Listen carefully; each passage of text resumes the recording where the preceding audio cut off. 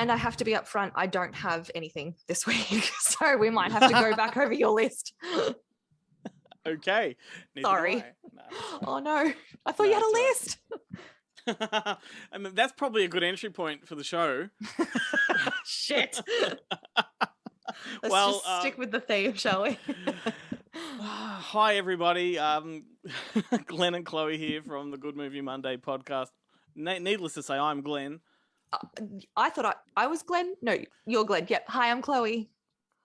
Oh, I forgot my drink again. Yeah, what is this? Like, the whole pretense of this was supposed to be we're drinking and every chatting. single week. Every single week. I've forgotten. I mean, it's the same as my segment this week, but let's not go. You need to train your cat to roll cans over to you. Yeah, true. Or just keep one of my kids up late enough so they can make me a beverage. Little butler. Yeah. So the exciting news is the Good Movie Monday is back. We after a 2 and a bit month hiatus since Christmas, we returned on Monday. So if you're familiar with these videos but don't listen to the show, I do recommend you go back and listen to the show because it's a little bit more structured. It's got a little bit more substance, I guess you could say. Not as hot messy. Yeah, that should be our tagline, I think, going forward. Up late with Glenn and Chloe, hot messy. Just hot, messy messness. Kmart wanker messness. Okay, you said Kmart wanker. We can pick up on last week's episode. You had a friend that you were going to try and see if they'd watch the Batman and get their response. Yes. Did you? I did talk to him, yes. I had a chat with him, and because he's the biggest Batman fan that I know, I said, well, obviously you are seeing it. And he said no. He said he is not interested whatsoever to see it. He said he's actually not going to waste his time or his money, and he's going to wait until it's on streaming services before he watches it. He's one of those fans. No. He is a fan. I'm not lying when I say that. So he must have some strong opinions straight out of the gate if he's not willing to go see it in the cinemas. But one of his best friends did go and see it. And hang on, let me just grab, sorry. I'll get at what he said. He said... All right, he said it's like the Zodiac movie crossed with a mob movie crossed with a 1920s private investigator movie, but with Batman. That sums up what I said, really, because I said it's like a David Fincher film, so you got the Zodiac. I said it's like a crime film, so you got the film noir kind of detective. Yeah, exactly. Nailed it. But there's been some pretty good reviews out there. I think people are embracing the whole detective side of it. I have loved the TikToks that I've seen saying that there's a new Twilight movie out and they're wondering why Bella's not in it. Which I can enjoy. I do quite enjoy it, but I'm still really down to see it. I want to, and I am quite surprised at his response to it, but I mean, each to their own.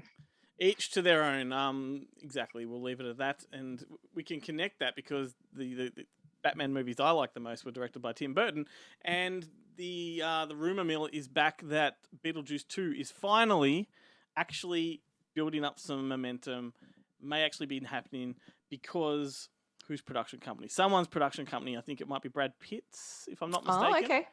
Has bought the rights to produce it. So is Michael Keaton coming back on as Beetlejuice? Well, up until this point in time, he had said yes to all of the previous attempts, so I can't see why he wouldn't. I think it's the character he connects with the most. I have a confession to make. You haven't seen it? No. I've seen bits and pieces, but I've never sat down and watched the whole movie. I don't know. Yeah, I don't know. Is it as hype or is it just hyped up? It's good? No, it's fantastic. I think what this says is that you've got to go back and maybe rediscover Tim Burton's early work. Yeah, see, Burton is a real hit and miss for me. Really, really hit and miss. I get that, but you clearly haven't seen the early films, right? When it was all hit. Because like Edward Scissorhands and all that kind of stuff. Like I've seen that and I love that, but yeah. So Beetlejuice like that? His early career was all hit. Like it was all hit. Right. So you had your Beetlejuice, you had your 2 Batman movies, which, if you look them up, they're just highly praised. You had your Beetlejuice. Yes, you had your Edward Scissorhands. You had Ed Wood. You had Pee-wee's Big Adventure. Like he was just banging out one doozy after another. And it wasn't until, he started doing sort of remakes like he did Planet of the Apes that things started to drop off, and he became much more of a studio lanky, if you will, like just, gun for hire. Yeah, And okay. he used to try to infuse the Tim Burton aesthetic to what they wanted him to do, but he sold out basically. Yeah, in those early days, particularly if you're a film student, like Tim Burton was like the fucking icon because he was new and had this gothic, weird fairy tale aesthetic and vibe to his movies, and he was an auteur, like the definition of an auteur, because you could just watch a scene from any one of those films and know who directed it. Yeah, he does. He has a certain vibe. If I'm speaking as the youths do, he's got a vibe, and that's his vibe. But Beetlejuice is a movie I can go to at any given time. It is just so good. It's funny. It's like kooky. Yeah, it's wonderful. It's one of those ones where I don't know why I haven't seen it. And I think if I was to speak to my mother, she'd be very disappointed to hear that I haven't seen it. It's a film that maybe you should watch for your show. And talk about it. Yep. I mean, Catherine O'Hara, it's probably the movie that most people would associate. Why did I think it was Winona Ryder?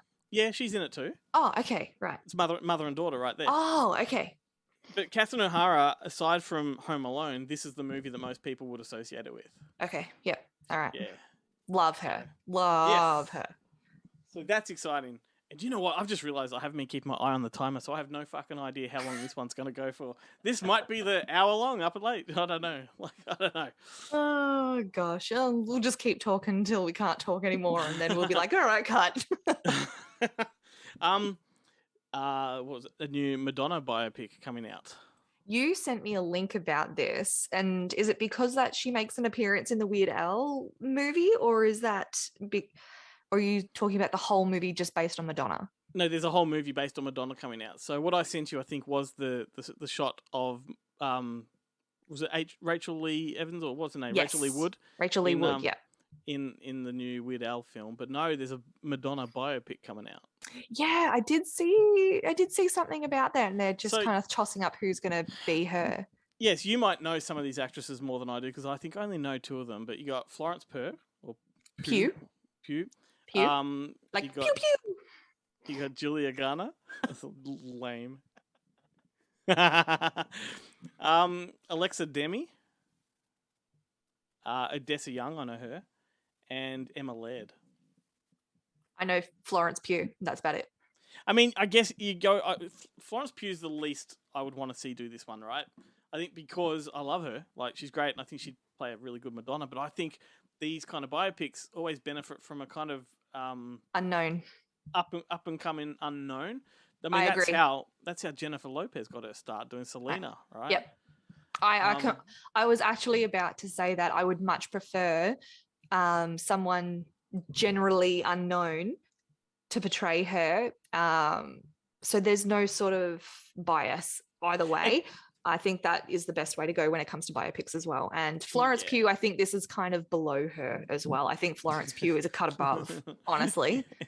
I mean, Madonna's at this point in her career. It's not the pinnacle. It's not the role you really want to be going for. I just think she's better than a biopic. If that isn't too horrible to say. I think she's an extremely talented actress, and I think she can do way better. But the interesting thing about biopics, there's either two kinds. You've got like the really low rent DTV, kind of biopic, but then you've got the Oscar bait ones, like the Johnny Cash one with Joaquin Phoenix. And, Madonna has been done. Like there's a Madonna biopic from the '90s that was like Love or Dare or something like that, and Truth or Dare. No, Truth or Dare was her film, and then there was a biopic. I can't remember what it was called, but it was fucking awful. I don't know. I mean, 80s is all the flavor right now, so it's probably the right time to be doing it. But do they carry her career right through to now, where you'd have to have a robot playing her? Really, like there's no other humans that look like her. Yeah, there you go. I could be Madonna. You've got the gig. Just get me some Scotch tape. No, there you go. All you do is that, and then walk into like a meat freezer for 5 minutes, and then you come out and you've got 5 minutes to roll. I could do it. I could definitely do it. I made it through the wilderness. You made it onto TikTok. Oh God, that's funny. Oh goodness me. Oh, Encore. sorry. Encore. No. You're lucky you got that.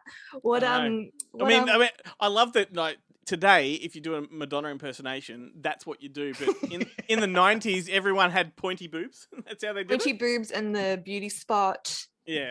And it was like frizzy, like the Farrah Fawcett type hair.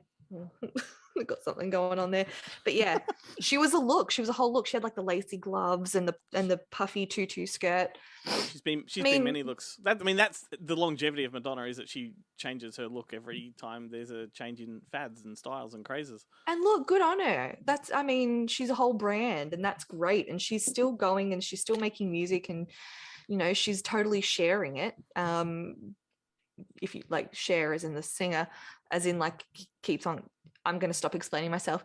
Well, I can tell you, when Madonna's sex book came out, everyone was sharing that. I'm sorry, what? Madonna's sex book, right? Uh-huh. So back when she made the album Erotica, she released the sex book, which was like a phenomenal. It was a worldwide phenomenon, this thing, right? And every parent in the world owned it, right? And every kid tried to sneak a look at it, right? And myself, my mates, we would go into my stepmother's room and fucking find the Madonna sex book and just look at all these pictures. And is it just raunchy pictures, basically? Is it, or raunchy pictures that kind of ventured into the X-rated world? So lots of yeah. She was Miley Cyrusing it. She was like the early Miley Cyrus. Much more gratuitous than that. Yeah, right. Interesting. Yeah. My favourite, there was a classic photo of her putting the bins out and she was completely naked. That was fucking what? God. No, she wasn't putting the bins out. She was just leaning over a fence.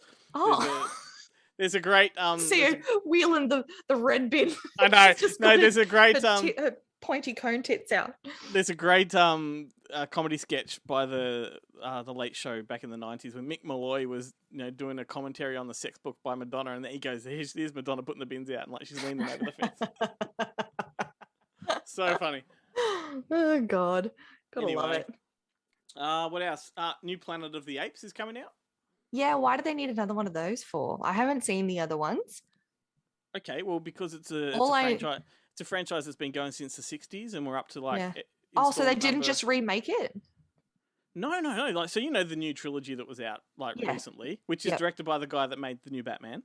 All right. Yep. So they are a phenomenal trilogy. They're a phenomenal series of films, but they are direct sequel to the original Charlton Heston. Oh, okay. See, I thought they were a remake of the original. No, what they do, they're very clever because they do take place in our time, contemporary. Mm-hmm. However, they kind of on the screen, on televisions in the background, they've got news stories happening. What's happening in the world on the news behind them are the events from the first film. Oh, okay. Right? With Charlton Heston. So where these films take place on Earth while Charlton Heston's off doing things. Yeah, okay. Right? It's very hard to explain when you're not familiar with the canon and all that. But why do we need another Planet of the Apes? Because it's just an enduring series of films that they'll never die. They'll just keep making. Were they rated? Were they great? Were they okay? Were they? Well, the original is considered one of the greatest science fiction films of all time, which I would easily agree with. The three that just came out were phenomenal. Particularly the last one with Woody Harrelson was just the best. Okay. And then James Franco and who else? Of course, you've got Andy Serkis in all three of them. Brilliant. But then the sequels to the Charlton Heston ones, they're hit and miss. Most of them are pretty good from that B movie kind of point of view. But they're all interesting, and they're all like a commentary on the state of mankind and things like that. And yeah, okay. And our relationship with each other and the animal kingdom. And yeah, look, it's I'm excited because I think it's a series that'll never die, and the fact they just keep pumping them out is exciting to me. I think they're ones that I wanted to see but just never got around to seeing, mostly the James Franco ones because they're the ones that came out sort of as I was witnessing it. But I feel like when I was watching it, all I'd be able to like say or think in my head is Dr. Seuss, Dr. Seuss, Dr. Seuss, Dr. Seuss. Well, I look. I think the good thing about the newer trilogy is that you can watch them fresh without any knowledge of the previous ones. Okay, yep, right? that's good. And what they will probably do if you really, really invest yourself in them and you're interested, you can go back to the 1960s and work your way through, and it kind of all connects. Yeah, right. Interesting. I like it when they do a trilogy right and they carry on from it and they're continuing the story. Yeah. It's funny actually because we were only talking about the first of the Planet of the Apes reboots or whatever you call them, reimaginings on the show on Monday. Oh, so right. the fact that this has come up, but yeah, look, the first one is probably my favorite. It's probably not the best of the three, but it's certainly the most engaging, and it really, really sucks you in. Yeah, that's great. Very interesting. All right. There we go. I like that. Here's something funny I thought I'd just bring up because it just amused me for some reason. So I was reading that Mark Wahlberg recently in an interview discussed that he attempted to pitch The Departed 2 to the studio, right? You know how he was in The Departed with the Martin Scorsese film. So he pitched the sequel to that, right? And the studio declined. But what I find really fucking hilarious, that must have been the worst idea or pitch anyone could have made, simply because The Departed is a remake of an Asian film that has 2 sequels. Oh. Right? So he could have just pitched the sequel from the original, you know, and like, let's remake that. But it must have been fucking diabolical. Remind me of The Departed. Is that the one with Affleck and Leo and Damon? I don't think Affleck's in it, or maybe he is, but it's definitely Matt Damon and Leonardo DiCaprio. Jack Nicholson's in there. Jack Nicholson. Yeah. Yep. Yeah, it's like a Boston mob movie, pretty much. Of course it is, because Mark Wahlberg's in it. So. Oh, and Damon. Yeah, exactly. So if they're not in it, then I heard. No, yeah, go on. No, you go on. I was going to say, but yeah, no, that's a remake of a movie called Infernal Affairs. And there was Infernal Affairs 2 and Infernal Affairs 3. So, like, for him to pitch a sequel and not get any traction, that's hilarious. Bloody Wahlberg. He's got enough going on his plate. Like, just calm the fuck down, mate. You're right, okay? I just don't like him. I'm not a Wahlberg fan either. People get really surprised about. I mean, I don't not like him, but I think I actually quite like him in comedy roles, like in Ted. I really, really, really liked him in Ted. Other stuff, I can take him or leave him. You know, I think he's funny. That's it. I take or leave him. Like I don't prefer him, and most movies he's in, I always think someone else could have done this better. But you know, whatever. Speaking of sequels, I heard there was going to be an when of an Encanto 2. So they're that's definitely going to be in the works, and I'm very excited for that because I've watched the movie like 18,000 times. And what's that? That's what that Will Smith one with it's the scary one. Not I Am Legend. I Am Legend. They're going to make a second one of that with Michael B. Jordan, I think it is. That sounds more like a reboot. Yeah, I think it's well, spoiler alert. Doesn't he die in the first one? Well, he's the last person on Earth. So would this be like a prequel to that, or? I don't know. I mean, I Am Legend is a remake of the Omega Man, and okay.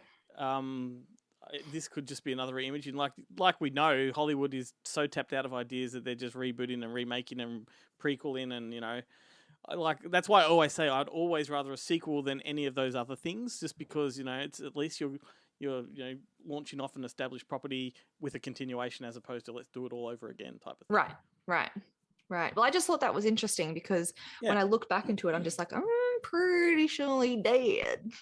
I didn't like the movie, to be honest with you. I thought it was pretty tedious and boring. I much prefer the original, but you know.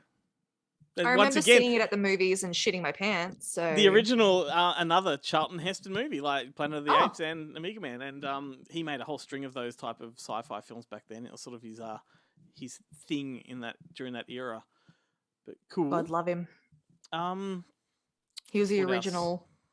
He was the original Luke Skywalker. The original Luke Skywalker. Yeah, what's his name? Mark Hamill. Hamill. Yeah, he was the original Mark Hamill. Oh, known for his sci-fi. Yeah, well, there you go. Charlton Heston. Look him up. Controversial figure. Let's just leave it at that. Oh, okay. What else we got? James Mangold, the director of Logan and Ford versus Ferrari, and the new Indiana Jones movie, is directing a Buster Keaton biopic. Talking about biopics. Okay. Is Buster Keaton a thing? He Is is he in a my big world. thing? Oh, okay. He's huge. Tell me. He's like a godfather of comedy. Like, so you would have heard of Charlie Chaplin, surely.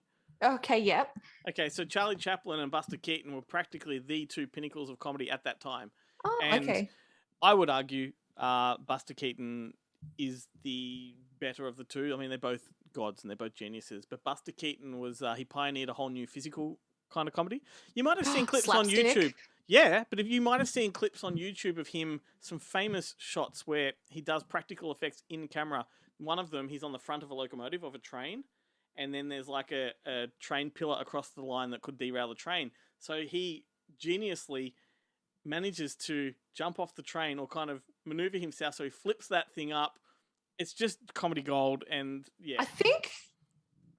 Or I've there's seen the scene of like him that. scene of him hanging off a giant clock. The clock. Yeah, the Yeah. clock. That's where I know him Yeah. from. And that's what they have that in Back to the Future. It's like a little Easter egg there. Yeah, and, Yeah. So, Yep. so I've always adored. I Buster knew I Keaton. heard the name somewhere. And you can watch a lot of his films on YouTube and places like that. And I used to own the VHS tapes of his stuff. It's just magical. It's so universal because it's silent and there's no need for dialogue, and most of it's just visual. But it's visuals they couldn't possibly replicate in reality now, because I don't think there's anyone as talented enough, because they'd all rely on CGI or stunt people and not actually do it themselves. Yeah. I'm completely with that. You know my stance on that kind of stuff. So Yeah. I'm completely with you. So, like, just for shits and giggles, just to amuse yourself, like, go down a little Buster Keaton rabbit hole and just watch clips. Doesn't have to be movies, just clips of scenes and how he, like, there's also the famous one of the barn that collapses on top of him. And he goes I've through seen that. Yeah, I've seen that one. Yeah. I That kind of I shit. know who he is, but why didn't I know his name? That's just strange to me. When you watch all of those clips, you just think to yourself, how did he not die doing it? Like, it was so close to death so many times, but he just perfected it. But, we had a biopic in the 90s with Chaplin, with Robert Downey Jr. playing Chaplin. And all right. which is a great film directed by Richard Attenborough. Well worth it. Wow. Well worth it. Okay. And it's a who's who of Hollywood in that one. But yeah, so Buster Keaton's time, and the time's right. Like, we're making decent biopics now, I would much rather see a biopic of Buster Keaton than of Madonna. Yeah, for sure. And he's a good director. More. James Mangold's a good director, Okay. Ford versus Ferrari was wonderful. Didn't see it. Okay. Not into cars, into real life. Not into cars now. Oh, I hate cars. But a movie's either good or it's bad. And if you can get invested in a subject that you have no interest in, then that's the sign of a good director. that's true. That's true. I would definitely recommend it. Watch it with a hubby. It's like a full, highly octane kind of Matt Damon again, isn't it? Yeah, Rev and Christian Bale, but the story behind it is just the best. Like, it's really fascinating. Okay. All right. I take your word for these things. So. Man, I do have notes today. Okay. You're just knocking it out of the park, man. You just. Well, some of these are leftovers from last week that I didn't get to, and I fear that if I go through them all tonight, then I won't have anything for next week. No, I'll be more prepared next week. I promise you that. Well, I'll hold you to that. I promise you that, she says. There's the tagline. Actually. I have been prepared, apart from having a beverage, every other single week. Excuse me? You have. And we're going to ignore the fact that I sent you the wrong clips for earlier. I don't know how much you want to delve into that. But no, let's delve into that. So, as we said at the top of the show, Good Movie Monday is back, and our first episode was a little bit of a no-themed show. It's the kind of show where we just talk about random stuff, and the assignment, I guess, for everybody that contributes was talk about movies you've watched during our break. Any movie you want. If you've seen it over the break and want to recommend it, go for it. Next week on the show, we have survivalist films. And we're going to talk about movies about survivalism, whether it's in the wilderness or space, whatever. Interpret that as you will. So Chloe's submission for episode 1 was the Jungle, the Daniel Radcliffe survivalist film, which was interesting. You know, it was a good segment, and it made it onto the show. I mean, I had a pretty significant brain fart. Because not only did you deliver episode 2's theme in episode 1, you delivered it as if it's episode 1. I honestly thought, and you had told me so many times that it's just do whatever you want week. I, for some reason, had it in my head it was survivalist week. I don't know why. And then I went to bed early that night because I was just fucking rooted. And I woke up like in the middle of the night at like 1 o'clock and looked at my phone, and there's messages from you saying, wrong week. You sent me the segment for the wrong week. I'm like, no. And the funny thing is, like, I mediated on it for a minute. I'm like, how do I send this message? Because I know how, like, not personal you take it, but like how bad you feel when these things happen. I was kicking myself for a good while, but I can take it. I can take the bluntness. Here's the thing, though. Here's the thing. I sent you the first message. I just started listening to it because we have a deadline for these submissions for people watching, so that I can at least have a quick listen to them before I record. And that way, if I need to reference them, I can. You didn't quite get it in on time, so I had to record the show, assuming I know that you've got it right. And then I went and listened to it. And first 30 seconds in, I'm like, oh, fuck, she's sent me the wrong one. And so I sent you the message saying, hey, wrong segment. And then by the 3 minutes later, by the time I got to the end of it, I realized that you still signed off as though it's the first. And I'm like, oh my God, what's going on? At least it fits the show, but there you go. A little behind the curtain information. A little bit of behind the curtain there as to how much of a hot mess I actually really am, not only in this little clip here that we do, but in life itself. So you never know what you're going to get with me, but I'm going to I'll be on the ball next week. I promise you that. Well, we've come full circle, so that's a good way to sort of wrap things up. Definitely, let's talk about the show for a minute. I reckon I'm going to estimate we've got another minute or two left. Mm-hmm. Have you not watched the timer whatsoever? But yeah, good movie Monday. Let's promote ourselves. The show is every Monday, but it continues onto Facebook and YouTube and Instagram throughout the week. This kind of stuff included, bonus content. So if you love what we do, there's so much more, and there's other people that participate. We had Melissa Begg on yesterday's show, or Monday's show, I should say, and she was fantastic. She upped the energy level like you can't believe, and it's really good to have her on board. That's so great. I'm so happy about it. We've built such a good team of people, you know, so... I'll fix my little flaws, and then we're just going to be the A team. We've built such a fantastic team who can't quite get their shit together. There's always one. Pity the fool has to work with Chloe. Pity the fool. All right. Well, there we go. Self-depreciating plug out of the way. I get it in there. Catch you next week. Yes, you will. I'll be here. Excellent, and so will I. I'd hope so.